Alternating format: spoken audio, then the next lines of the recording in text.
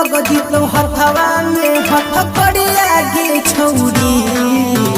लग हो कि लग जितो हथवा में हथ कड़िया गे छौरी अब पीछा पड़ल हो हिसुआ पुलिस बढ़िया गे छौरी अब पीछा पड़ल हो सीतामढ़ी पुलिस बढ़िया गे छौरी अब लग हो कि जलग में कटतो मरऊ मरिया गे छौरी लग हो कि जलग में कटतो मरऊ मरिया गे छौरी अब पीछा पड़ल हो एक सोहबर वाला बढ़िया गे छौरी अब पीछा पड़ल हो हिसुआ पुलिस बढ़िया गे छौरी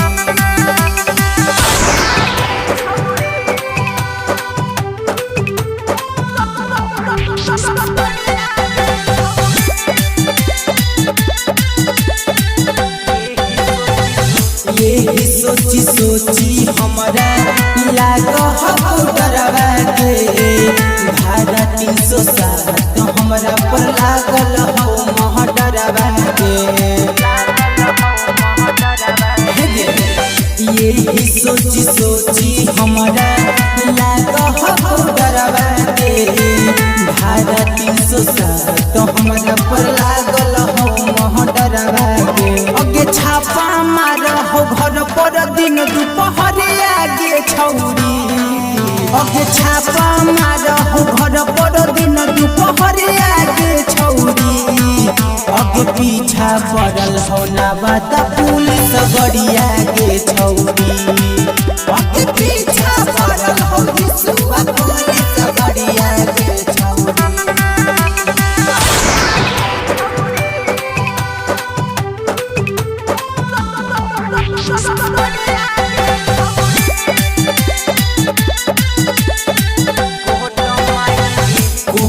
माई रे जहल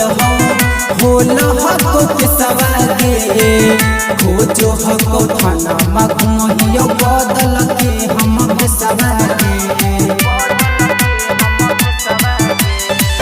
कोहट माई रे जहल होल हको के सवागे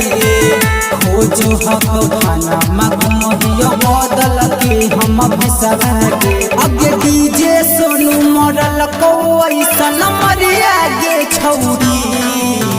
सिंटू सचिन मरल को ऐसन मरिया गे छौरी अगे पीछा पड़ल हो सीतामढ़ी पुलिस बढ़िया गे छौरी अगे